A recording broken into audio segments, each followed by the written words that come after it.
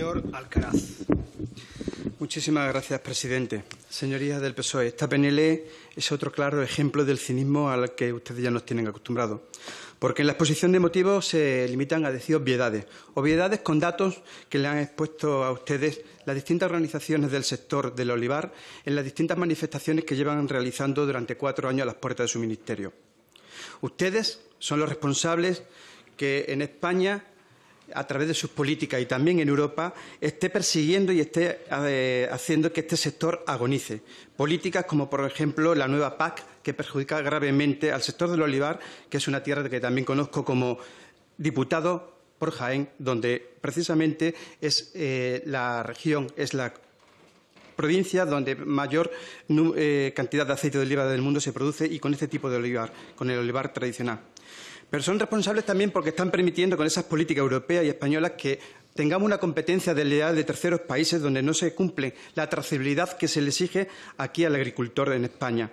Ustedes también son responsables y culpables por no propiciar los riegos y las canalizaciones adecuadas para ese olivar, para que pueda ser más competitivo y que de alguna forma pueda competir contra esa inclusión de aceite que vienen de otros países que, además, muchos de ellos, como se están denunciando últimamente, vienen y se les permite que entren con mezcla. Ustedes, todos los gobiernos de España, y digo todos, son responsables de anular el Plan Hidrológico Nacional que hubieran podido solventar en momentos de sequía la situación que vive ahora mismo el olivar tradicional. Pero ustedes, señorías del PSOE, solamente se limitan a decir textualmente: el Congreso de los Diputados insta al Gobierno de España, que son ustedes mismos, a seguir aplicando medidas adecuadas para la supervivencia del olivar tradicional.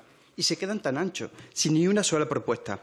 Mire, señoría del Gobierno, con esta PNL ustedes quieren liderar las políticas de blanqueamiento por el abandono que sufre provincias como por la que soy diputado, como Jaén, y otras muchísimas provincias que tienen el olivar tradicional como forma de subsistencia. Ustedes, señores del Gobierno, no están con el olivar tradicional. Lo de ustedes es una tradición abandonar el olivar. Gracias. Gracias, señor presidente. Señorías, España tiene el deber de darle un futuro a sus jóvenes y España necesita una juventud fuerte, bien formada y motivada en los valores nacionales y en el servicio al bien común, comprometida con la justicia social y la unidad nacional. Desde Vox hemos defendido que el Estado asuma un doble compromiso. Uno con el sector primario, que es esencial para el sostenimiento de la economía nacional y nuestra soberanía alimentaria. En este compromiso debe prestarse especial atención al sector pesquero y particularmente al de la pesca artesanal, generador de empleo y riqueza en tantos sectores relacionados. Un segundo compromiso que venimos defendiendo lo es con los jóvenes y con el relevo generacional. Por ello, en la tramitación de la Ley de Pesca, Vox propuso una serie de enmiendas para que la legislación reflejase estos compromisos, pero tales enmiendas fueron rechazadas por el Grupo Socialista. Hoy, el Grupo Socialista afirma estar preocupado por los jóvenes. Quizás lo hace porque estamos a poco más de 2 semanas de unas elecciones, pero trae en definitiva una propuesta electoralista absolutamente vacía de contenido. Vacía de contenido porque en un principio, en su apartado primero, pedía agilizar la aprobación de un programa que se aprobó ya en noviembre del 2022, por lo que esa parte de ese apartado ha quedado eliminado en la autoenmienda que hoy se trae. Vacía de contenido porque luego se limita a pedir al Gobierno socialista un documento de trabajo y un análisis sobre distintas cuestiones. Nada en concreto. Por ello, ante una propuesta de contenido burocrático sin contenido real, añadimos una enmienda de modificación que incluya aquellas medidas que Vox solicitó para promover la incorporación de jóvenes a la actividad pesquera.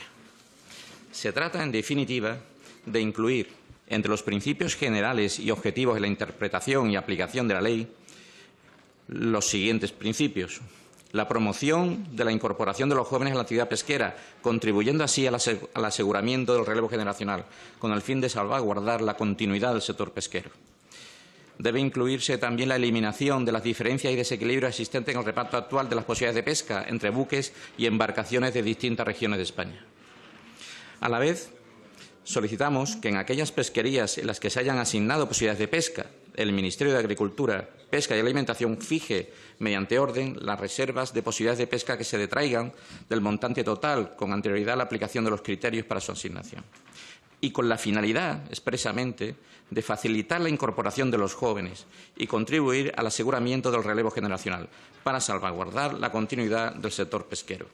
En definitiva, señoría, lo que solicitamos es que se adopten medidas concretas y no, en definitiva, planteamientos que en realidad están vacíos de contenido y solo vienen a engañar a los jóvenes españoles pretendiendo aparentar una defensa de sus intereses que en realidad no se produce. Muchas gracias.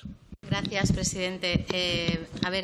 Un apunte al señor de Podemos, igual que lo ha hecho él, lo vamos a hacer nosotros aquí. Cada uno viene y en su tiempo de intervención dice lo que le parece y usted creo que no es nadie para proponer medidas correctoras a los demás grupos parlamentarios y decirnos lo que tenemos que decir. Aquí cada uno tiene su tiempo para hablar de lo que considere, de decir sanchismo o dejar de decirlo. ¿De acuerdo? Pero vamos, que el sanchismo le vamos a decir a usted también, porque parece que es usted el que tiene que marcar el discurso de los demás.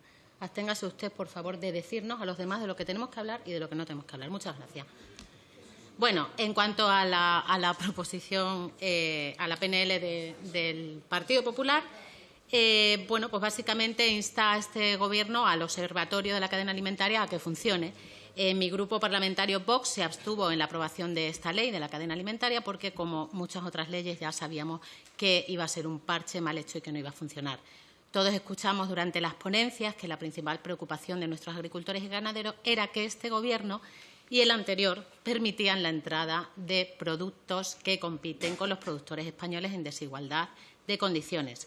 Productos que, como hemos dicho en infinidad de veces, no están sujetos a las mismas obligaciones burocráticas, ni fitosanitarias, ni laborales que tenemos en España, pero sí se colocan en las estanterías de nuestros supermercados al lado de los productos españoles.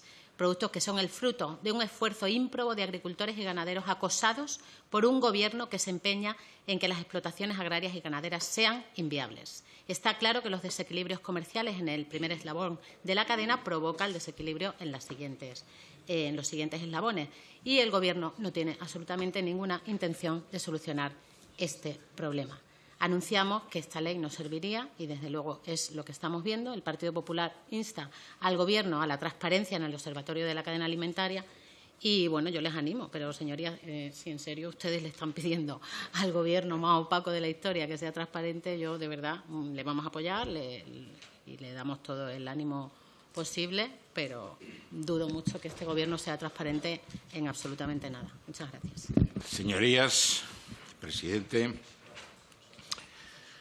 empiezo mi intervención adelantando que nosotros votaremos a favor de esta iniciativa del PP y por una simple razón, porque solicita que este Gobierno adopte medidas en defensa de nuestro sector pesquero ante la Comisión Europea.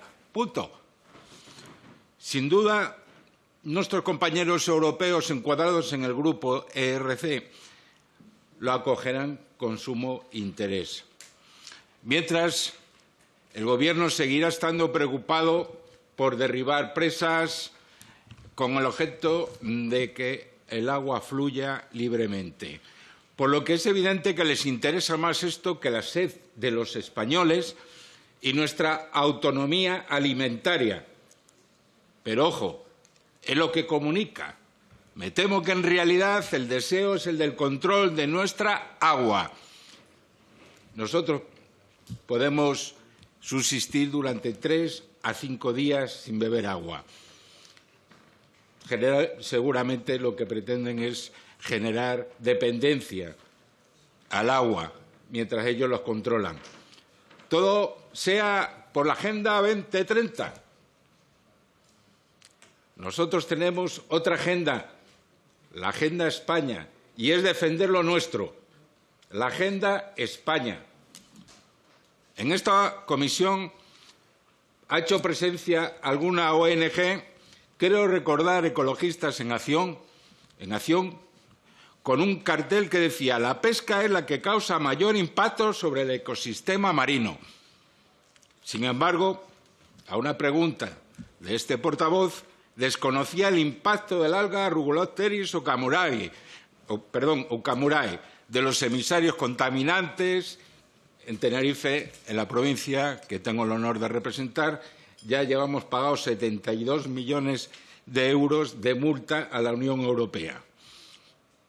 el reciente accidente del OS-35 en la ZEC, Zona de Especial Conservación, que tiene la competencia por el Real Decreto 1620/2012, la tiene el Reino de España, donde fue embarrancado por Gibraltar en ese espacio. Bueno, pues no tenía datos ni se ha interesado por esa contaminación. Es decir, ¿cómo se puede dar ese cartel, poner ese cartel diciendo que es la pesca la que causa mayor impacto? ¿Cómo se puede poner ese cartel si no tiene otros datos? Nos congratulamos, que en esta PNL menciona negativamente al eurocomisario, que le llaman ya en Europa el salvador de los océanos, Sinkevicius, que procede de un país, Lituania. Tiene que acabar, señor. Perdón, con 90 kilómetros de costa y con 140 pesqueros frente a los 8.000 kilómetros de costa que tiene España. Estas ONGs, en sus informes de control de stock, no tienen inconveniente en aplicar el principio de precaución cuando tienen datos, paralizando nuestra industria pesquera a cambio de aplicar ideologías ecologistas. Ya acabo, presidente. Sin que nadie les fiscalice la calidad de estos informes, ni tampoco se les puede fiscalizar el dinero público que recibe de los españoles. Muchísimas gracias. Gracias, presidente. Señorías, la influenza aviar o gripe aviar es una enfermedad viral de las aves altamente contagiosa y con dificultad para conocer la causa real del contagio. La enfermedad se transmite principalmente por contacto directo entre aves sanas y enfermas, aunque también puede propagarse por contacto con materiales, equipos, vehículos, alimentos o agua contaminados. Las aves silvestres son las principales propagadoras de la enfermedad, por lo que se hace muy importante que las granjas avícolas adopten rigurosas medidas de bioseguridad para impedir el contacto con ellas. En España existe un programa nacional de vigilancia de influenza aviar basado en el riesgo, con un componente de vigilancia activa y pasiva en aquellas aves que son domésticas y principalmente de vigilancia pasiva en la fauna silvestre. Todas las especies aviares pueden padecer la enfermedad, tanto domésticas como silvestres, aunque son más sensibles a mostrar síntomas las gallinas y los pavos. Los gansos y los patos parecen ser más resistentes a la enfermedad, aunque también por ello son reservorios naturales. En general, los virus de influenza aviar no se transmiten al ser humano, pero el subtipo H5 detectado en España puede afectar de forma esporádica al hombre y a otros mamíferos, siempre y cuando se dé en condiciones de estrecho contacto directo con aves infectadas. No se han constatado casos de transmisión entre personas. Ante esta situación, además de mantener las medidas sanitarias ya adoptadas de prevención, se debería mejorar la coordinación y rapidez de actuación en los sistemas de alerta sanitaria implantados por parte de las autoridades para su plena eficacia. Y para garantizar el suministro de carne de gallina y huevos sin sufrir interrupciones, es necesario no solo mantener a raya la enfermedad, sino también protegiendo el número de granjas y su producción, por lo que se hace necesario que el pool de agroseguro cubra suficientemente los perjuicios que sufran los avicultores e integradoras. El gran número de granjas afectadas en Andalucía el pasado año y que cesaron su actividad durante varios meses, simplemente por estar cerca del foco, aunque dando negativo en gripe aviar, no han visto compensación alguna por parte de las administraciones. La duplicidad de las competencias autonómicas y la falta de criterio claro por parte del Ministerio hacen que las pérdidas de los avicultores por cese de actividad sean aún mayores.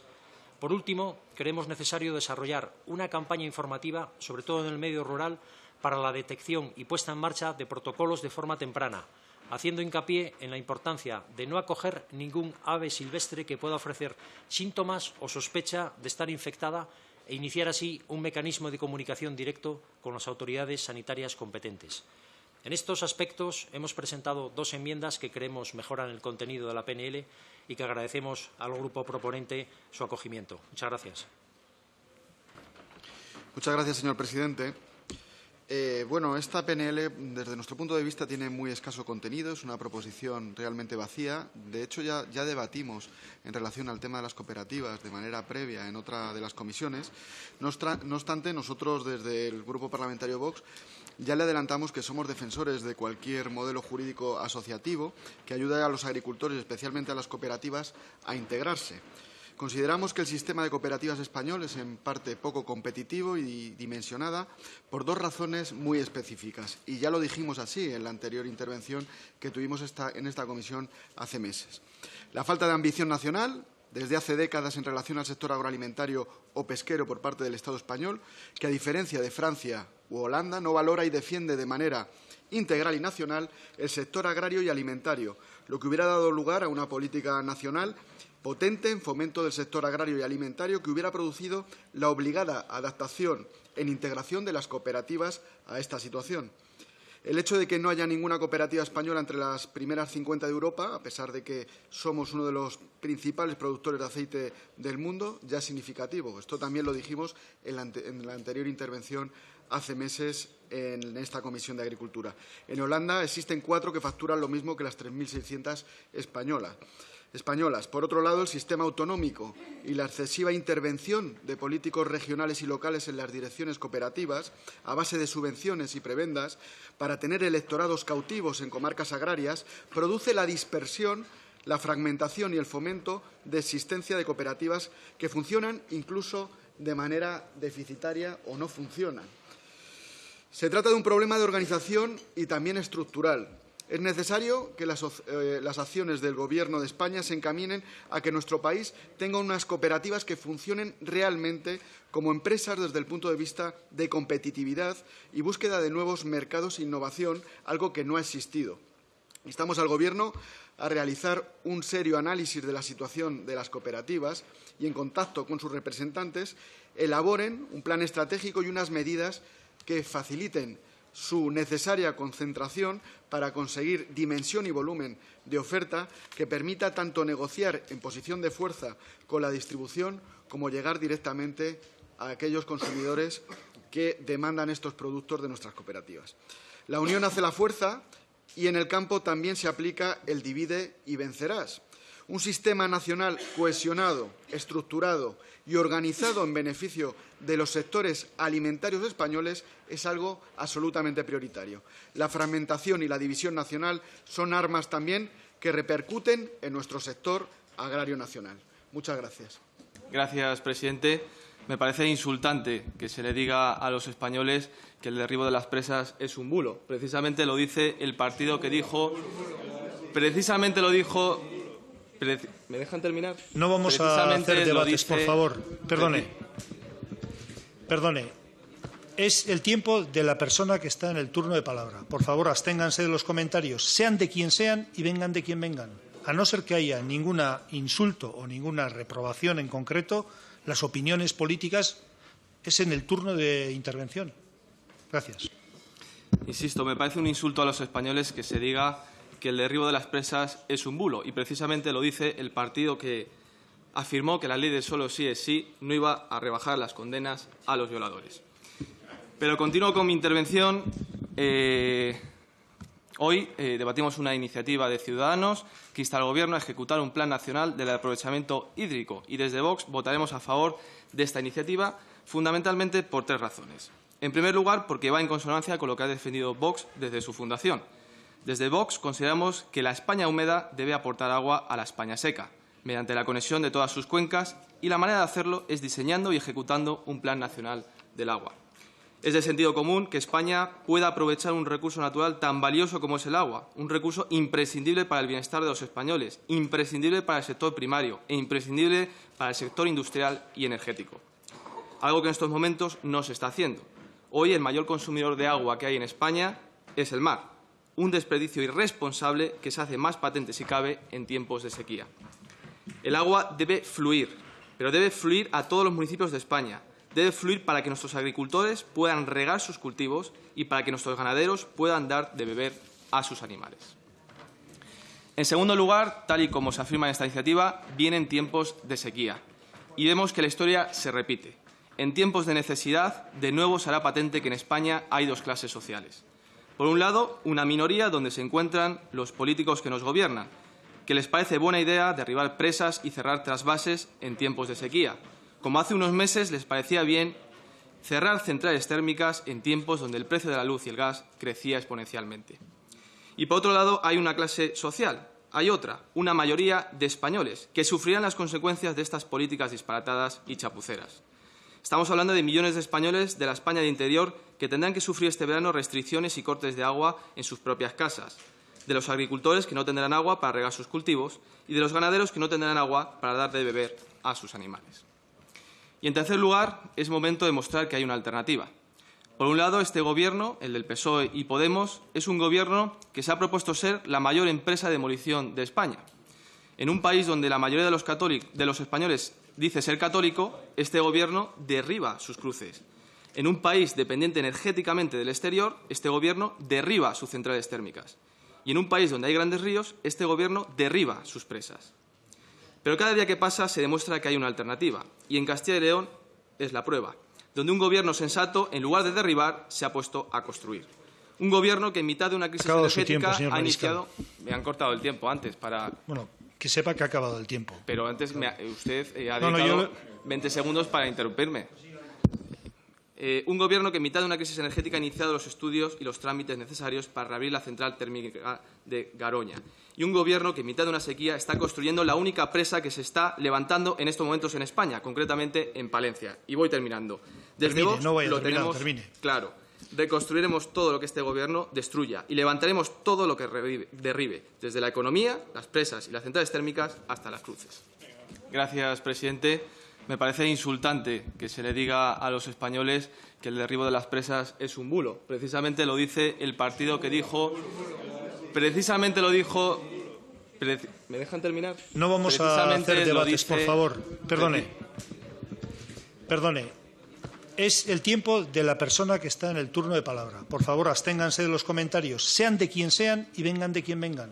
A no ser que haya ningún insulto o ninguna reprobación en concreto, las opiniones políticas es en el turno de intervención. Gracias. Insisto, me parece un insulto a los españoles que se diga que el derribo de las presas es un bulo. Y precisamente lo dice el partido que afirmó que la ley de solo sí es sí no iba a rebajar las condenas a los violadores. Pero continúo con mi intervención. Hoy debatimos una iniciativa de Ciudadanos que insta al Gobierno a ejecutar un plan nacional del aprovechamiento hídrico y desde Vox votaremos a favor de esta iniciativa fundamentalmente por tres razones. En primer lugar, porque va en consonancia con lo que ha defendido Vox desde su fundación. Desde Vox consideramos que la España húmeda debe aportar agua a la España seca, mediante la conexión de todas sus cuencas, y la manera de hacerlo es diseñando y ejecutando un plan nacional del agua. Es de sentido común que España pueda aprovechar un recurso natural tan valioso como es el agua, un recurso imprescindible para el bienestar de los españoles, imprescindible para el sector primario e imprescindible para el sector industrial y energético. Algo que en estos momentos no se está haciendo. Hoy el mayor consumidor de agua que hay en España es el mar, un desperdicio irresponsable que se hace más patente si cabe en tiempos de sequía. El agua debe fluir, pero debe fluir a todos los municipios de España.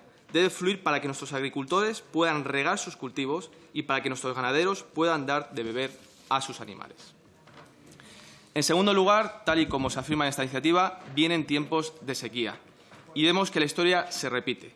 En tiempos de necesidad, de nuevo se hará patente que en España hay dos clases sociales. Por un lado, una minoría donde se encuentran los políticos que nos gobiernan, que les parece buena idea derribar presas y cerrar trasvases en tiempos de sequía, como hace unos meses les parecía bien cerrar centrales térmicas en tiempos donde el precio de la luz y el gas crecía exponencialmente. Y por otro lado, hay una clase social, hay otra, una mayoría de españoles que sufrirán las consecuencias de estas políticas disparatadas y chapuceras. Estamos hablando de millones de españoles de la España de interior que tendrán que sufrir este verano restricciones y cortes de agua en sus propias casas, de los agricultores que no tendrán agua para regar sus cultivos y de los ganaderos que no tendrán agua para dar de beber a sus animales. Y, en tercer lugar, es momento de mostrar que hay una alternativa. Por un lado, este Gobierno, el del PSOE y Podemos, es un Gobierno que se ha propuesto ser la mayor empresa de demolición de España. En un país donde la mayoría de los españoles dice ser católico, este Gobierno derriba sus cruces. En un país dependiente energéticamente del exterior, este Gobierno derriba sus centrales térmicas. Y en un país donde hay grandes ríos, este Gobierno derriba sus presas.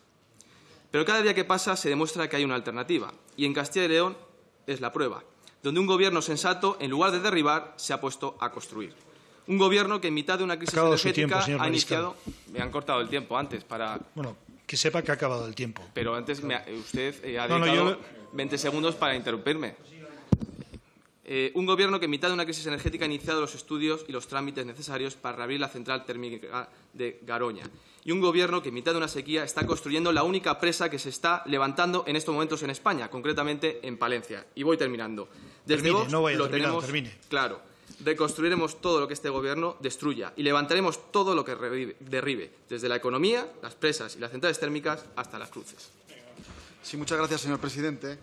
Bueno, lo que vemos es disparates, es todas las políticas que se están haciendo y se están promoviendo desde Transición Ecológica, destruyendo embalses y destruyendo también azudes. Cientos de embalses se están destruyendo, pero bueno, vamos a centrarnos en esta cuestión porque también nosotros estamos totalmente de acuerdo en lo que se está planteando. En Cataluña existe una situación de sequía como existe en el resto de España, Es decir, esto no puede circunscribirse únicamente a una región de España y, por lo tanto, es importante también hacer un recorrido porque llegamos a situaciones bastante contradictorias, kafkianas y disparatadas en todos estos asuntos del agua, porque hay que recordar que en el año 2004 se derogó el trasvase del Ebro por parte del Partido Socialista Obrero Español a cambio de los votos de Esquerra Republicana de Cataluña, que son los que impulsan esta proposición no de ley. Se cargaron ese trasvase del Ebro, precisamente, que tenía además todos los informes ambientales favorables, incluso iba a ser financiado por la Unión Europea. Luego, de manera posterior, el Partido Socialista autorizó un trasvase por parte del Ebro a una zona de Cataluña, porque están hablando ustedes del cambio climático, de la situación que hay ahora mismo, es una situación realmente alarmante, pero en el 2008 también hay que recordar que hubo una situación muy similar de sequía en Cataluña y Montilla presionó al Gobierno del Partido Socialista para que autorizaran un trasvase, que luego Zapatero dijo que no era un trasvase, precisamente de un afluente del Ebro, que es el Segre, del que han hablado ustedes antes, también para dar agua a los municipios de Cataluña, lo que nos parece bien. Es decir, nosotros estamos a favor de que se hagan todas las infraestructuras hídricas que cohesionen la nación. Si hay que hacer sobre el afluente del Ebro, del Segre, para regar zonas de Cataluña, nos parece bien, pero lo que no vamos a tolerar es que, por ejemplo, a la zona del Levante se le deje sin agua cuando hay infraestructuras que se podían poner en funcionamiento y que darían agua a toda la zona de Levante y de Almería. Aquí no se puede actuar de una manera localista para unas cosas que nos convienen y luego de una manera internacionalista y globalista del cambio climático, el bien de la humanidad, y mientras tanto en medio se quedan toda la gente de Levante, se queda toda la gente de Andalucía sin agua y sin infraestructuras hídricas. La Agencia Catalana ahora mismo del Agua está diciendo que se autorice y que se lleve a cabo el trasvase del Segre. También lo están diciendo los ingenieros catalanes.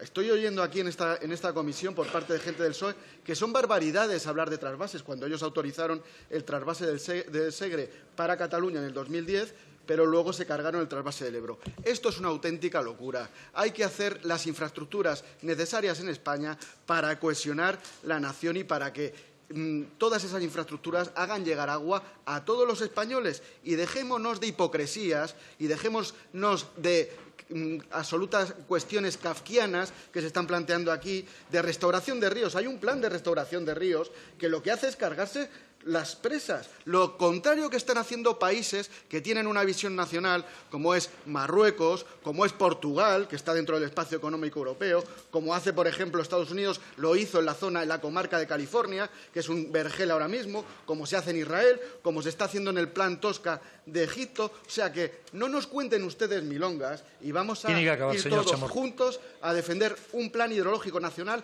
de verdad nacional, que cohesione la unidad hídrica de España. Muchas gracias. Gracias, presidente. Señorías, es un disparate esta comisión, de verdad. O sea, llevamos 3 horas perdidas para escuchar absolutas barbaridades. Podemos estar, por un lado, diciéndonos a los demás parlamentarios lo que se puede decir y lo que no, llamando a los demás negacionistas del cambio climático y negando el derribo de los embalses. El PSOE diciendo que son los que más han hecho por la agricultura, por el campo y por los ganaderos. ¿Ustedes han hablado alguna vez con la gente de campo? Ustedes pisan el terreno. Porque de verdad esto es una verdadera vergüenza, es una pérdida de tiempo y espero que empecemos a trabajar de verdad. En cuanto a la PNL de Podemos, es alucinante cómo ahora, de repente, Podemos se da cuenta de que la ganadería en extensivo sirve para prevenir los incendios. Enhorabuena. Se lo llevamos diciendo toda la legislatura.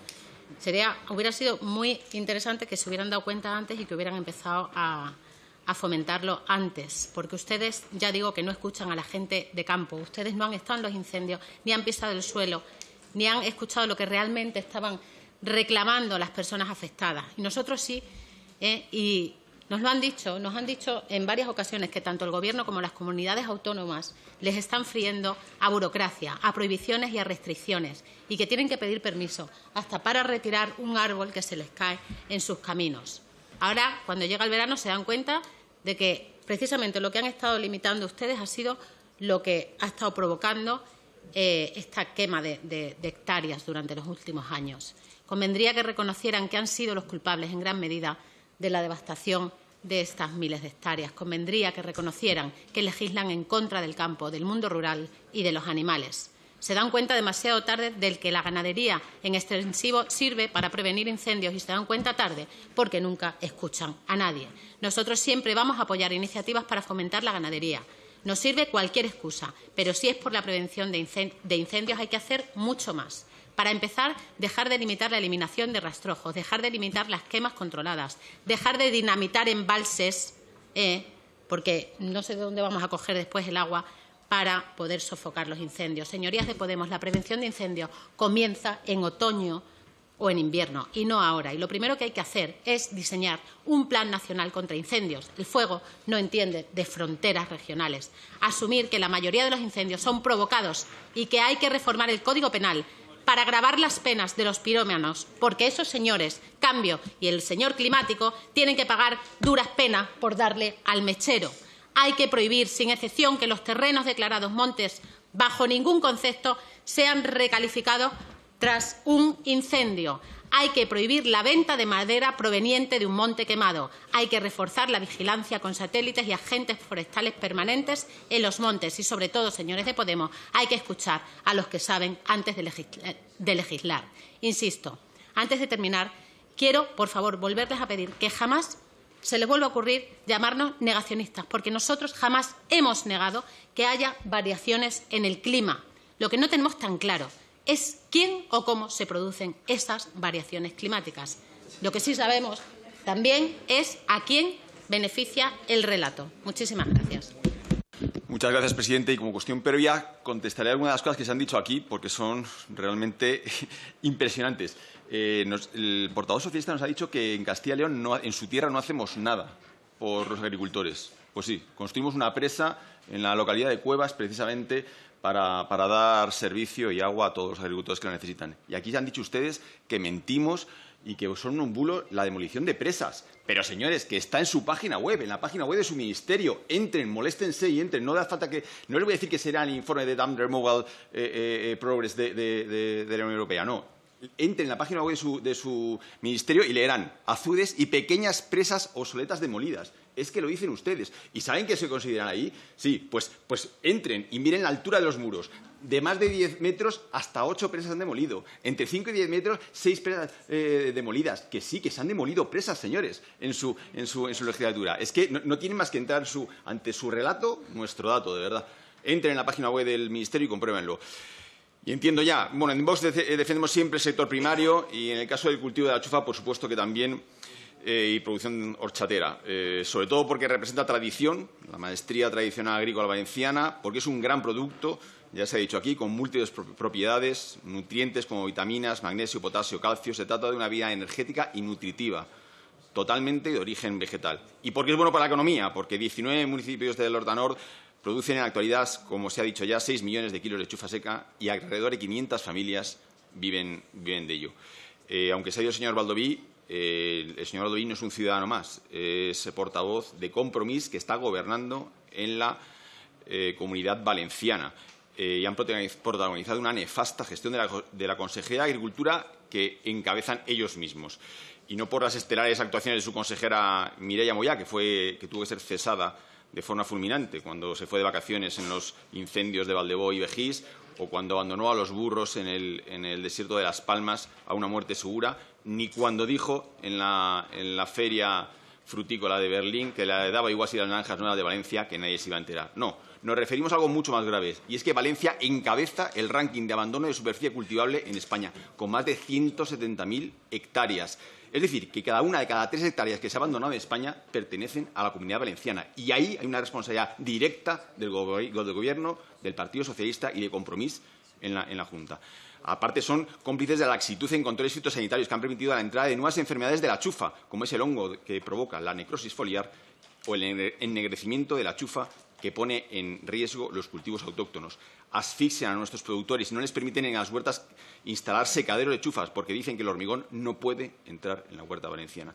Pero además, Compromís es socio de este Gobierno actual, el Gobierno socialista, y no debería venir aquí a instar a acabar con la obesidad en el mundo, como una relación populista. Debería de exigir al Gobierno de España que establezca una vigilancia continua para el estricto cumplimiento de la normativa fitosanitaria aplicable para evitar la introducción y propagación de organismos nocivos. Debería exigir al Gobierno de España plantear una excepción particular al sistema de preferencias generalizadas que rige en el acuerdo de los países ACP con el establecimiento de un arancel específico para las importaciones de chufa. Debería exigir y no instar al Gobierno que aclare la cantidad de chufa africana que entra en España y que identifique con un número arancelario propio, un código específico, a este tubérculo, porque entra bajo paraguas de otros muchos Tiene que acabar ya. Ahora, presidente, última frase. Nos gusta mucho la horchata a los de Vox, pero no nos gusta nada la gestión catastrófica que se ha hecho en la Consejería de Agricultura y estamos muy cercanos a los agricultores de la chufa y muy lejanos a la sumisión que ha tenido Compromís con este Gobierno. Muchas gracias.